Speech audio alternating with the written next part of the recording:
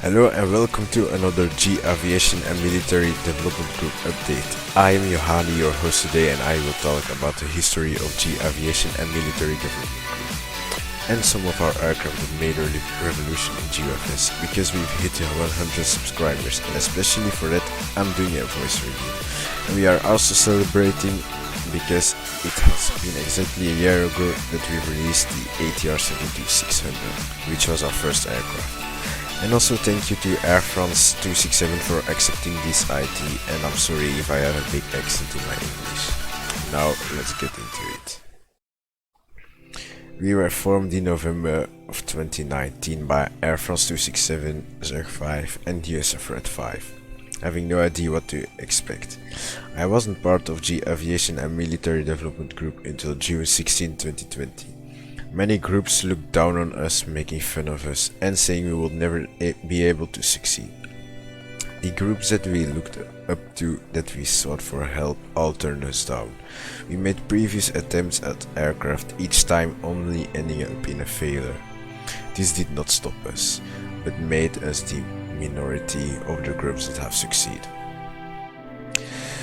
We made the ATR-72-600, which was our first aircraft released in GeoFS and the first aircraft with multiple liveries. Many people were inspired by this aircraft to make commercial planes with more liveries. Our next aircraft was actually not an aircraft but a helicopter. It was a Sikorsky S-79 Raider, and it was the first helicopter GeoFS contributed from the community in the first ever CC burst on GeoFS.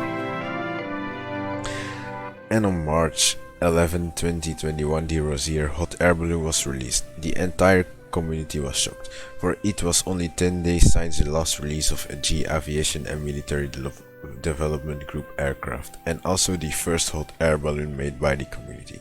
GeoFS took a leap forward when Spaceship 2 and White Knight 2 were released. The first rocket-powered plane made on GeoFS. Besides that, it was also the first ever released aircraft to be maneuvered in space with an advanced reaction control system, or RCS, developed by our team on one of our testbeds. We were able to accomplish something out of the world. This date was a pretty historical moment for G-Aviation and Military Group, the GeoFS community, and also for me.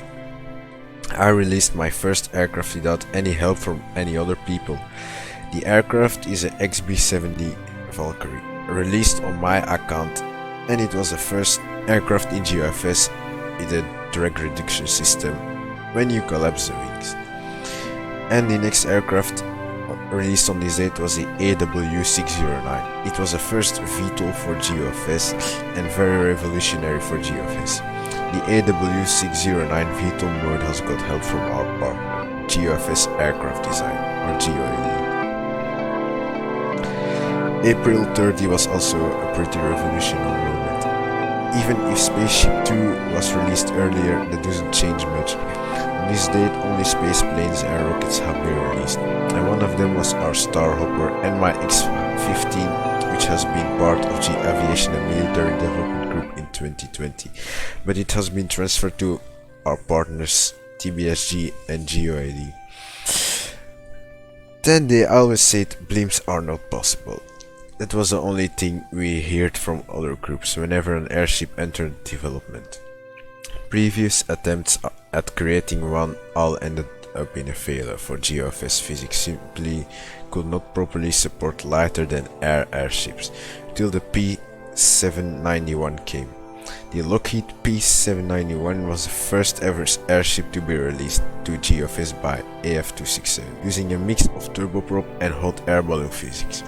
Community contributors stood in shock as a massive hulk floated in the vertical sky without failing to render. Throughout our time serving the GeoFS community, we have revolutionized the community contributing by doing the things that were said to be impossible before, expanding the limits of creativity. We have truly creative virtual skies. Thank you for watching this video, and I hope you liked it. And I hope you liked my first voice review for this channel. If you want more videos of G-Aviation and military development group staff using their voice, please subscribe and hit the like button. Now there lies one question. What will be our next revolution?